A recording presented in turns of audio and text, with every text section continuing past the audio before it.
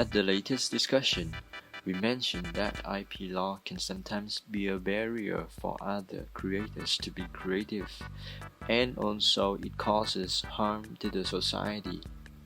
Therefore, in some cases, people can use others' intellectual products without permission and/or payment of royalty, and that rule is called fair use. So, what is fair use? The fair use doctrine recognizes that rigid application of intellectual property laws in certain circumstances is unreasonable or may stifle creativity and inappropriately prevent others from creating the original products that would hurt the public.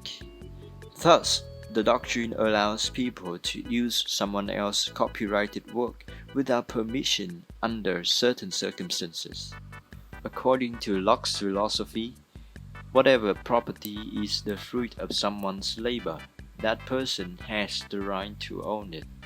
However, the above theory is not completely suitable for the type of intangible assets, the typical product of intellectual labor. It is undeniable that intellectual products contribute enormously to the development of mankind. However, it cannot be denied that, to a certain extent, intellectual property rights will negatively affect society. Protecting intellectual property rights can lead to a monopoly situation, which leads to increased transaction costs in society. The cost of those who want to own or use these intellectual products. At that time, the monopolist will push up the price of the product, causing the consumer to suffer because they have to pay for the product at a cost sometimes higher than the benefit they can get from the product. For example, if this video was protected by IP right and we charged anyone using it $10, Ms. Leha would have to pay $10 when she showed it to 3 of her students, who would also have to pay $10 if they wanted to use this video. However, because Ms. Leha may suffer from a loss when she uses this video, as the benefit from introducing this video to her students may be less than $10, the chance is high that Ms. Leha won't be using it in her lecture. Therefore, instead of receiving $40, we would get nothing, and this informative video wouldn't be widespread. This causes damage to the public. So the economists come up with the idea of fair use, which allows Ms. Leha in this situation to reduce the cost by $10 and her students to reduce the cost by $30. It may seem like we, the creators, have lost $40, but the society has saved $40, and the information from this video has been successfully conveyed to everyone. So, how is fair use determined? The Copyright Act of the US provides a framework for determining whether something is fair use. It calls for consideration of the following 4 factors in evaluating a question of fair use. The first one is purpose and character of the use, including whether the use is a commercial nature or is for non-profit educational purposes. The next factor is the nature of the copyrighted work. This factor analyzes the degree to which the work that was used relates to the copyright's purpose of encouraging creative expression. Thus, using a more creative or imaginative work, such as a novel, movie, or song, is less likely to support a claim of a fair use than using a factual work, such as a technical article or news item. Another factor is amount and substantiality of the portion used in relation to the copyrighted work. The final major factor is the effect of the use upon the potential market or the value of the copyrighted work. Here, courts review whether or to what extent the unlicensed use harm the existing or future market for the copyrighted owner's original work. So how are fair use determined in Vietnamese law? The Vietnamese law lists a series of cases where the published works may be used without having to seek permission or pay royalties.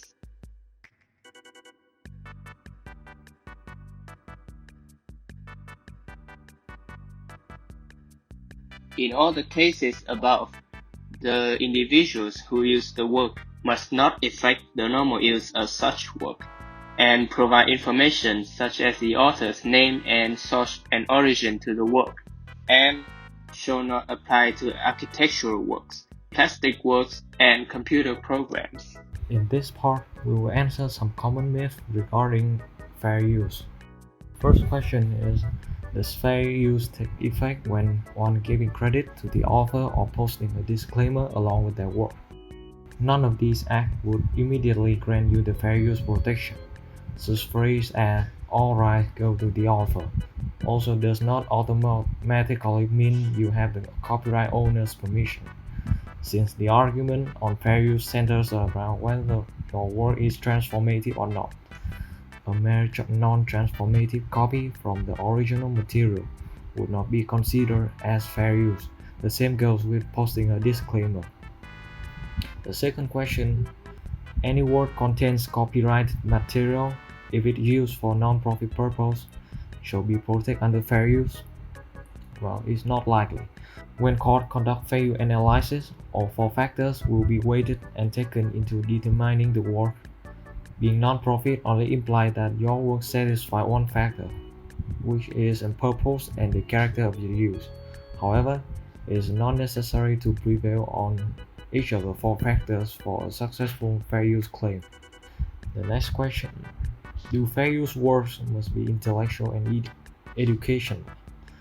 Although non-profit or academic use often have good claims to be considered fair, they are not the only ones. A new work can be commercial, even highly commercial, in intent and effect, and still invoke fair use. Most of the cases in which courts have found unlicensed use of copyright works to be fair have involved projects designed to make money, including some of that actually have. Reviewing is a common way to promote a movie and lure customers to pay for it. So reviewing movies is so popular that it has become a new genre of content on the internet. Anyone can give a thought on the motion picture that they watch, and they can even earn money from this activity. So, what is a movie recap? First of all, we know that things have changed. Our watching experience is not the same anymore. We are more busy and have less time to enjoy our favorite movies than we used to.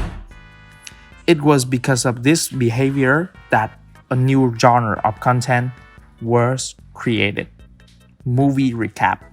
This genre of video originated from China and Japan. They collect movie highlights and hire content creators to write a recap of the movie. After these videos went viral on the internet, other countries downloaded, translated the script, and put an artificial intelligent voice to it. Reposts, and it went viral again. Instead of spending all night to finish a piece of art, now you can watch a dozen of them within an hour. So the summaries are literally everywhere on the internet.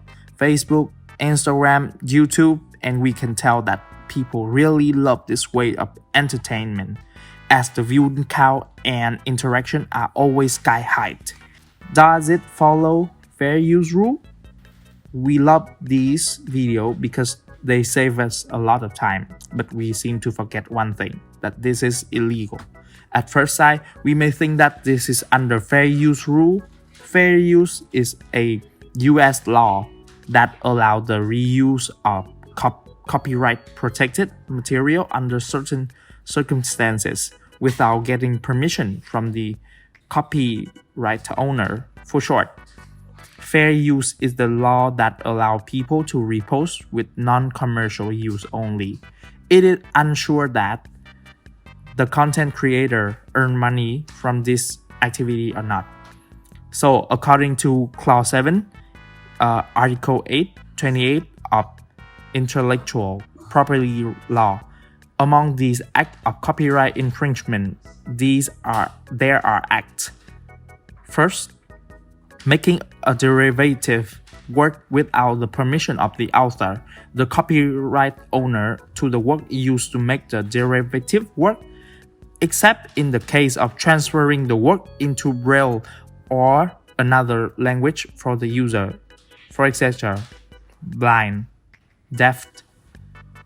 Second, using the work without permission of the copyright owner, without paying royalty, remuneration, or other material benefits as prescribed by law, except in case of converting the work into Braille or another language for the visually impaired.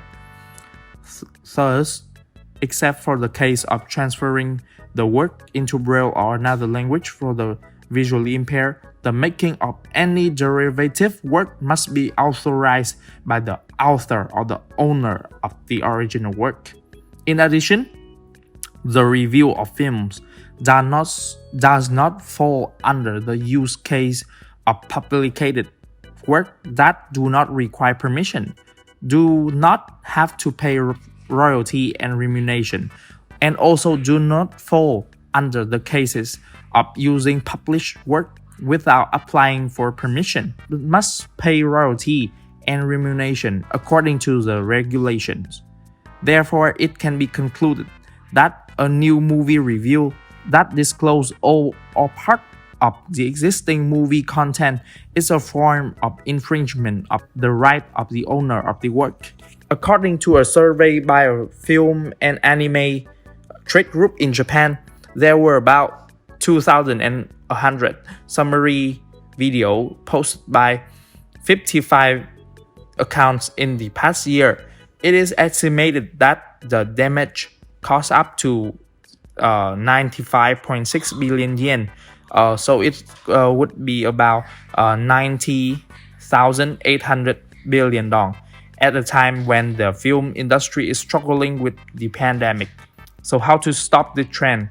In Japan, the police first arrested 3 suspects for uploading summaries, video, and movie commentary without copyright.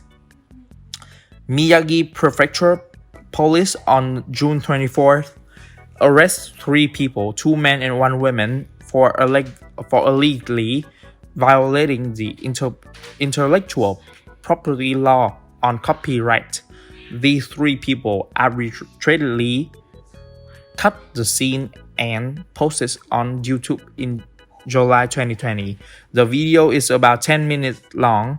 According to NHK, they can collect advertising money from this behavior. In China, in April, 7 Film and Drama Association, 54 film company, video platform like QQ, iQIYI, or Youku, and more than 500 artists made joint recommendation on rectifying the state of access, a social network account that infringe movie copyright in the form of short video summary. After that, the director of the country Copyright Administration said that with the development of digital and mobile internet, short video platform explode, leading to serious piracy.